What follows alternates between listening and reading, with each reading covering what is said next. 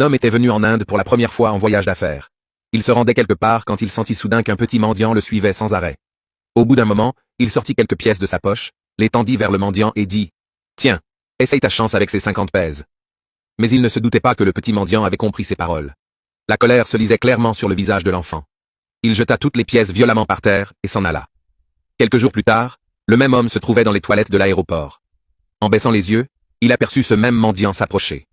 En colère, il plia son journal, prêt à le chasser, quand soudain le petit homme le projeta au sol avec une force incroyable.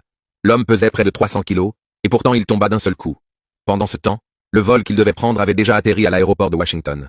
En arrivant par le portail, le visage de l'homme affichait un regard vide et étrange. Le porteur apporta ses bagages dans la chambre, s'attendant comme toujours à recevoir un pourboire. Mais cette fois, l'homme ne le regarda même pas.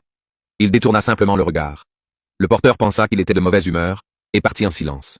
Dès que la porte se referma, l'homme s'assit sur le lit, comme si tout l'air venait de s'échapper d'un ballon. Soudain, son corps se mit à saigner, et le drap blanc devint rouge vif en quelques secondes. Ses yeux aussi prirent une teinte rouge étrange.